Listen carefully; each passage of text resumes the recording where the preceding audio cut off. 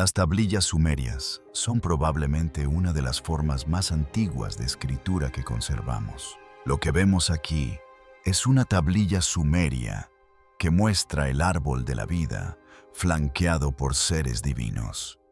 Aquí se pueden ver los Anunnaki a cada lado. Antes de morir, debes saber esto. Esas fueron las palabras atribuidas a Samuel Noah Kramer, el hombre que tradujo más textos sumerios que ningún otro ser humano en la historia. Durante más de 50 años, Kramer permaneció solo con tablillas de arcilla que nadie más en la tierra podía leer. Tablillas más antiguas que la Biblia, más antiguas que Egipto, más antiguas que la historia misma. Los sumerios no solo inventaron la escritura, sino también la monarquía, la ley, las ciudades, la medición del tiempo y la propia idea de civilización. Pero enterrado dentro de esas tablillas agrietadas, había algo mucho más inquietante.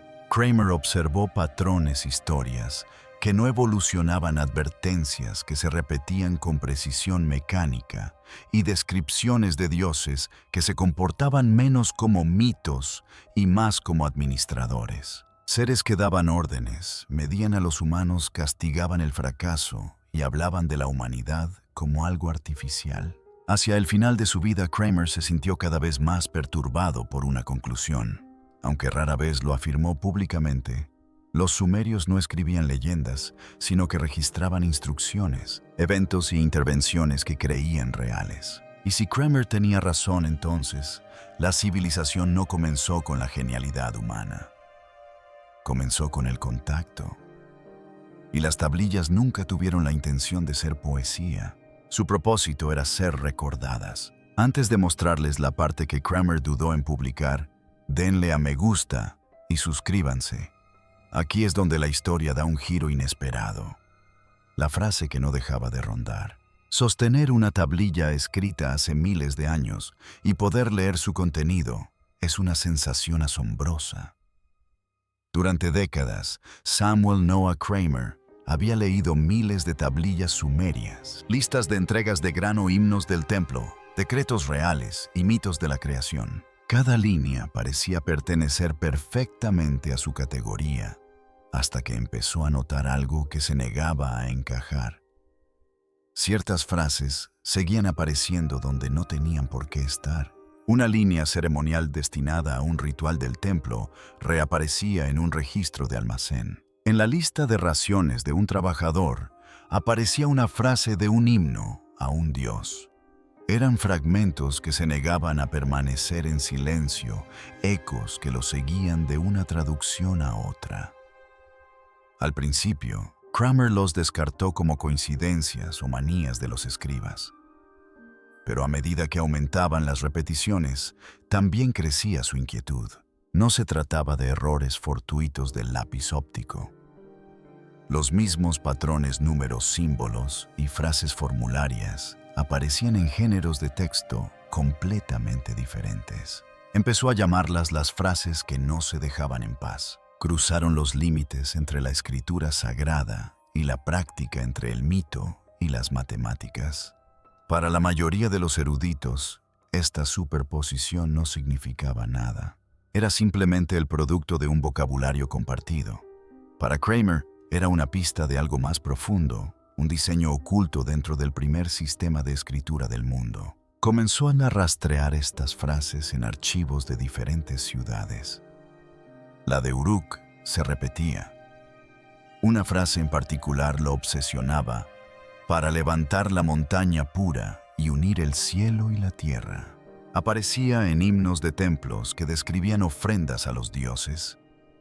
Pero la misma frase se encontraba también en los registros de construcción del Zigurat de Ur. ¿Por qué el registro de un constructor repetiría el lenguaje de un canto sagrado? ¿Por qué se describiría el acto de colocar ladrillos en términos cósmicos? Cuanto más observaba Kramer, más conexiones surgían. Las líneas que abrían las oraciones también abrían las tablas de contabilidad. Las fórmulas de bendición coincidían con las frases utilizadas para sellar los acuerdos comerciales. Los números considerados divinos 3760 aparecía no solo en los mitos, sino también en los registros de suministros y los planes de racionamiento.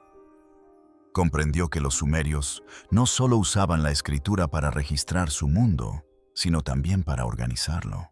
Las mismas palabras que invocaban a los dioses definían el trabajo, el comercio y la gobernanza. Este descubrimiento lo inquietó porque significaba que la escritura en Sumeria no era neutral, no era solo una herramienta para la memoria, era una estructura para el pensamiento. Al incorporar el lenguaje sagrado en lo cotidiano, los sumerios difuminaron la línea entre el culto y la administración. Cada tablilla, ya fuera que enumerara sacrificios o impuestos, reforzaba la misma visión del mundo, que el orden divino y el orden humano eran uno y el mismo. Kramer comenzó a preguntarse si los sumerios habían diseñado esta superposición intencionalmente. Quizás sus escribas formados en escuelas templarias aprendieron a incorporar deliberadamente un lenguaje mítico en los registros burocráticos.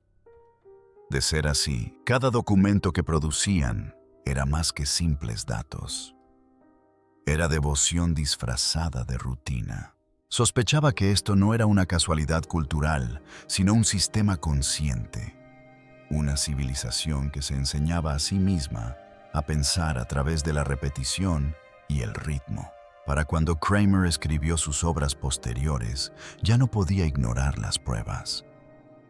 Estas frases, las que se resistían a desaparecer, constituían la columna vertebral de toda una ideología plasmada en arcilla. Convirtieron el acto mismo de administrar un deber sagrado, transformando la escritura en una herramienta práctica y un ejercicio espiritual. Leer una tablilla sumeria era vislumbrar cómo el lenguaje podía mantener unida a una civilización.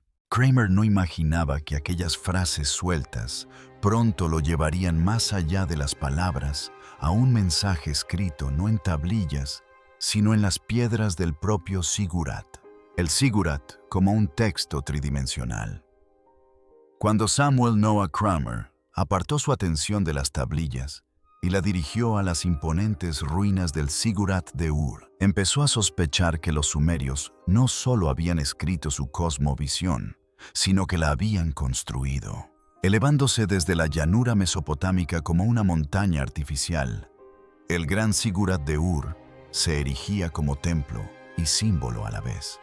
Sus enormes terrazas ascendían hacia el cielo, culminando en un santuario dedicado al dios lunar Nana. Cada ladrillo, cada paso y cada alineación con las estrellas parecían transmitir el mismo mensaje que Kramer había estado descubriendo en la arcilla: la fusión del cielo, la tierra y la autoridad.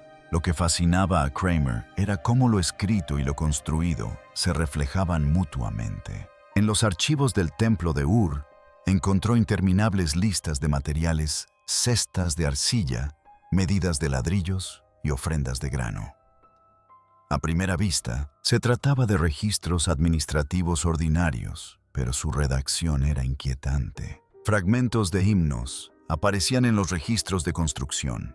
Los mismos verbos rituales purificar, ascender, atar el cielo se usaban para describir ambos aspectos religiosos, ceremonias y el transporte de materiales de construcción. Para Kramer, esto no podía ser una coincidencia. El lenguaje utilizado para construir el templo era sagrado en sí mismo. Cada acto de construcción fue escrito como una continuación de la creación. Comenzó a describir el Ziggurat como un texto tridimensional, un monumento que podía leerse además de escalarse. Cada terraza, señaló, representaba un nivel del cosmos descrito en los mitos sumerios. La terraza más baja simbolizaba el plano terrenal, los niveles intermedios, la atmósfera y las estrellas, y la más alta el reino divino. Los fieles que ascendían las escaleras no solo caminaban hacia arriba, sino que se movían a través de capas de teología. Kramer se dio cuenta de que el Ziggurat no era solo una maravilla arquitectónica, sino la expresión física de los mismos patrones que había encontrado ocultos en las tablillas. Los sacerdotes, escribas y obreros que lo construyeron consciente o inconscientemente estaban representando las palabras inscritas en la arcilla. Cuanto más profundizaba Kramer en sus estudios más claros, se volvían los paralelismos. En un conjunto de tablillas, las ofrendas a Nana se enumeraban en versos rítmicos y formulados, cada uno de los cuales reflejaba la estructura medida de las terrazas del Ziggurat. En el papel del rey, se describía la escalera entre dioses y hombres, la encarnación viviente del Ziggurat mismo. Estas frases no eran florituras poéticas, eran planos. El edificio era a la vez un símbolo y un texto, donde la arquitectura, la religión y la política hablaban el mismo idioma. La creciente convicción de Kramer era que los sumerios habían logrado algo extraordinario. Habían convertido su arquitectura en una extensión de su sistema de escritura. El Ziggurat y las tablillas no solo coexistían, sino que se complementaban. Uno hacía visible la creencia, el otro la hacía reproducible. Juntos crearon un ciclo en el que cada festival ofrenda y ley reafirmaba la jerarquía cósmica grabada en el horizonte de la ciudad. Esta constatación transformó la comprensión que Kramer tenía de la civilización sumeria. Comenzó a ver el Ziggurat no como un edificio que albergaba la religión, sino como la religión misma, una doctrina viva y palpitante de piedra. La geometría de la estructura y los archivos que la rodeaban formaban un único mensaje: que el orden del mundo era fijo, estratificado y divino. Cada ascenso por sus escaleras reflejaba el deseo humano de elevarse hacia la comprensión, pero también recordaba a cada ciudadano su lugar dentro de ese orden. Para Kramer, esta era la clave de su creciente teoría. Los sumerios no separaban la vida sagrada de la secular porque no podían. El propio lenguaje que escribieron y los edificios que construyeron lo confirmaban. Su civilización era un texto que se podía recorrer, una teología que se podía tocar, pero la revelación más profunda de Kramer llegó cuando observó a los propios escribas, los guardianes de este sistema vivo, los escribas que gobernaban a través de las palabras. Mientras Samuel Noah Kramer seguía el rastro de frases repetidas desde las paredes de los templos hasta las terrazas de los Ziggurats, una verdad se volvió imposible de ignorar. Detrás de cada himno sagrado, cada decreto real y cada libro de contabilidad se encontraban los escribas. Eran los arquitectos ocultos de la civilización sumeria, quienes transformaban el pensamiento en registro y el registro en ley. Mientras los reyes construían monumentos y los sacerdotes dirigían rituales, los escribas eran los silenciosos artífices de la continuidad. Sin ellos no habría civilización que recordar. En las grandes casas de tablillas de ciudades como Ur y Nippur, los jóvenes escribas se formaban durante años bajo estricta supervisión. Copiaban listas léxicas, himnos, contratos y mitos, hasta que podían tallar signos cuneiformes de memoria. Kramer señaló que estas escuelas eran diferentes a cualquier otra del mundo antiguo. No separaban lo sagrado de lo administrativo. Un estudiante podía pasar una hora practicando las dimensiones de un envío de ladrillos y la siguiente recitando un himno a Inanna. Con el tiempo, estas disciplinas paralelas se fusionaron, dando lugar a una mentalidad en la que la escritura misma era un acto ritual. Cada trazo de la pluma era a la vez documentación y devoción. La escritura cuneiforme, con sus miles de signos en forma de cuña, no era fácil de dominar. Muchos símbolos tenían múltiples significados dependiendo del contexto y la pronunciación. Un signo para estrella también podía significar Dios, y el símbolo de vida podía servir como contador. Kramer se dio cuenta de que esta flexibilidad otorgaba a los escribas un enorme poder interpretativo. Podían codificar la teología dentro de la economía, incorporar mitos en los registros comerciales o entrelazar el orden divino a través de los textos administrativos, todo ello sin cambiar una sola marca. En otras palabras, no solo registraban el poder, ellos lo escribieron. El dominio del lenguaje por parte de los escribas los hacía indispensables tanto para el templo como para el trono. Toda ley, himno y transacción pasaba por sus manos. Para el público eran servidores de los dioses y del rey. En la práctica eran el sistema nervioso del sistema decidiendo qué palabras perduraban. Kramer quedó impresionado por cómo su formación los ataba al secretismo y la jerarquía. El conocimiento de la escritura era limitado, celosamente guardado, y se transmitía de generación en generación a través de unas pocas familias de élite. La alfabetización era poder y el poder era piedad. La pluma de un escriba era tan sagrada como el báculo de un sacerdote. En su investigación, Kramer comparó fórmulas de escribas a lo largo de los siglos y encontró una continuidad que desafiaba los cambios dinásticos. Incluso cuando los reyes caían y las ciudades ardían, las frases persistían. Las mismas aperturas, cierres y números rituales. Para él, esta resistencia revelaba que no eran los gobernantes quienes daban forma a la identidad de la civilización, sino los escribas quienes mantenían el código. Eran los custodios del orden cósmico, asegurando que cada nuevo reinado hablara el mismo lenguaje divino. El suyo era un dominio silencioso, impuesto no por ejércitos, sino por palabras impresas en arcilla. Este descubrimiento transformó por completo la comprensión que Kramer tenía de los sumerios. Puede que el Sigurat encarnara su teología, pero los escribas eran sus intérpretes, aquellos que podían traducir entre dioses y hombres, mito y matemáticas. Cada inscripción, desde los mitos de la creación hasta las listas de racionamiento, llevaba sus huellas invisibles. Decidieron qué ideas se conservaban, qué frases se repetían y qué verdades se canonizaban. Para Kramer, eso los convirtió en los primeros autores auténticos de la ideología en la historia de la humanidad. Sin embargo, quedaba un misterio. ¿Por qué tantos mitos y registros repetían los mismos números, símbolos y frases, el patrón oculto en la arcilla? En la última década de su vida, Samuel Noah Kramer había leído más tablillas sumerias que cualquier otro erudito vivo. Pero en lugar de satisfacción, sentía una persistente sensación de incompletitud, la intuición de que el verdadero mensaje aún estaba enterrado bajo lo evidente. Las palabras eran claras, la gramática sólida, pero la repetición de formas, números y frases parecía demasiado deliberada, como para descartarla como mera convención. En la arcilla se observaba un patrón que se extendía a lo largo de los siglos, las ciudades-estado y los reyes. Vinculaba mitos con registros contables, oraciones con registros fiscales y jerarquías cósmicas con las humanas.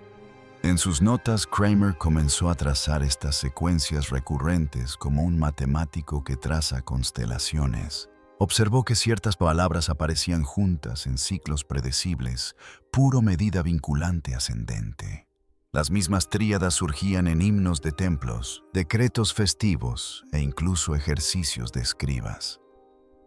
Al principio parecía un lenguaje ritual estándar, formulista, simbólico, tal vez incluso poético. Pero a medida que profundizaba en el análisis de las combinaciones, se dio cuenta de que formaban un ritmo estructural, un modelo que regía la forma en que los sumerios organizaban no solo el lenguaje, sino la realidad misma. Los números contaban una historia aún más extraña. En cientos de tablillas, las mismas cifras sagradas 3, 7, 12, 60 aparecían por todas partes. Se encontraban en mitos, linajes familiares, ofrendas en templos e incluso registros de trabajo.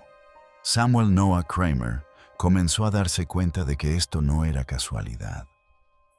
Estos números no se usaban solo para contar, eran un sistema. Para los sumerios, los números no eran herramientas, sino principios de equilibrio. Creían que el universo mismo se regía por estos patrones y que la vida cotidiana debía ajustarse a ese ritmo cósmico. Así, cuando un sacerdote ofrecía 7 ovejas o un constructor registraba 60 ladrillos, no se trataba de una simple contabilidad. Era algo simbólico, una forma de mantener la ciudad en sintonía con el universo. Las matemáticas no eran neutrales, eran un ritual. Lo que más inquietaba a Kramer era que esta estructura permanecía inalterable. Reyes, ciudades y siglos distintos, pero la redacción, el formato y la lógica seguían siendo los mismos. Tanto si el gobernante era Ur-Nammu como Shulgi, y tanto si la tablilla procedía de Uruk como de Lagash, todo seguía el mismo patrón oculto. Era como si cada escriba copiara de un guión maestro invisible. La religión, la burocracia y la mitología se regían por el mismo código subyacente.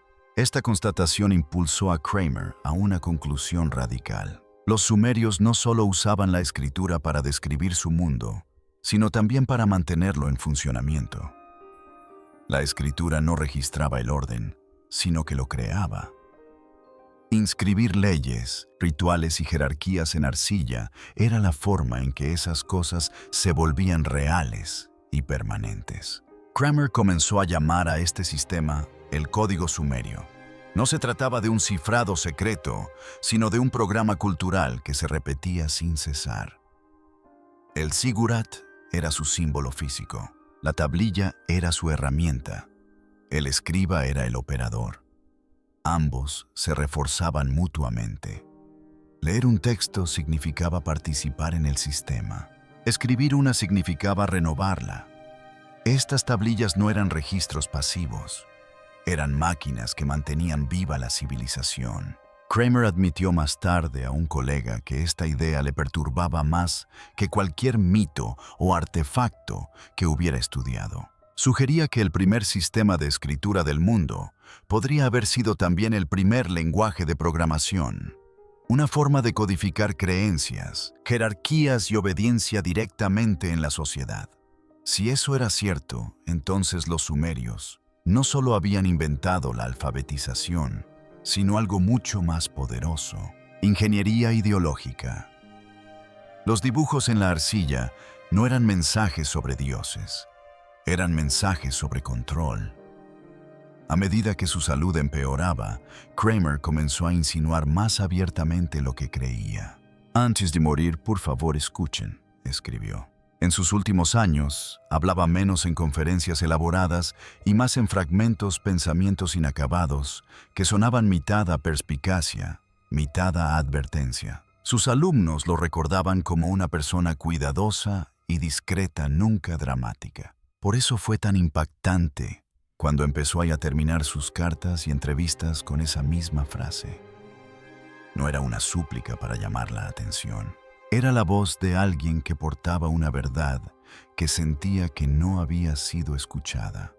La conclusión de Kramer no provenía de una sola tablilla ni de una sola traducción. Surgió lentamente tras décadas de estudio. Creía que los sumerios fueron los primeros en comprender verdaderamente que el lenguaje no solo describe la realidad, sino que la moldea. Sus palabras eran performativas. Cuando un escriba escribía que un rey gobernaba por voluntad divina, esa afirmación no solo informaba de una creencia, sino que la creaba. La escritura misma se convertía en un acto de creación, y quien la controlaba, controlaba la realidad. En sus cuadernos posteriores, Kramer escribió que toda civilización se basa en 2 tipos de poder. Uno es visible: ladrillos, ejércitos, templos. El otro es invisible: historias, leyes, mitos. Los sumerios fusionaron ambos a través de la escritura. El zigurat hizo visible la jerarquía en piedra. La escritura cuneiforme la preservó en texto. Juntos, formaron un ciclo que adiestró a generaciones para ver el orden como algo natural e incuestionable. El sacerdote leyó la tablilla. El obrero colocó los ladrillos. Ambos creían que servían a los dioses. En realidad, seguían una lógica escrita siglos antes por escribas ya desaparecidos. Kramer temía que esta idea sonara mística o conspirativa, por lo que rara vez la expresaba abiertamente. Pero en una carta escribió una sola frase y la subrayó 2 veces. Los sumerios descubrieron que para dominar la mente bastaba con dominar los símbolos. Para ellos este fue su mayor invento, el control mediante el lenguaje en lugar de la fuerza. Un poder silencioso que se convertiría en el fundamento de todas las sociedades organizadas posteriores. La tragedia, según Kramer, radicaba en que este poder se volvía invisible, precisamente porque funcionaba demasiado bien. Una vez que la escritura se entretejió con la religión y el gobierno, nadie la cuestionó. Las palabras sagradas se convirtieron en ley estatal. Los sumerios no solo crearon una escritura, sino un sistema de pensamiento que resonaría en códigos legales, religiones y burocracias durante miles de años. Donde los lectores modernos ven textos antiguos, Kramer vio el plano de la civilización misma. Sus últimos escritos inéditos se leen más como reflexiones que como trabajo académico. Sostenía que la línea divisoria entre mito y registro sagrado y secular no existía en un principio. Los primeros escritores no documentaron la verdad, la fabricaron. Y para Kramer, eso no era una acusación, sino un reconocimiento. La primera gran tecnología de la humanidad fue la creencia convertida en algo permanente a través de las palabras. Los mitos no eran errores, sino herramientas marcos que ayudaban a los humanos a organizarse, recordar e imaginar. Visto así, cada tablilla, pergamino o inscripción no era solo un registro del pasado, sino un diseño para el futuro. En definitiva, la advertencia de Kramer resulta más relevante que nunca. Los sumerios le enseñaron a la humanidad una lección peligrosa. Quien controla la escritura, controla la verdad. Sus tablillas de arcilla no solo registraron una civilización, sino que la crearon. A través de las palabras moldearon la fe, el poder y el orden.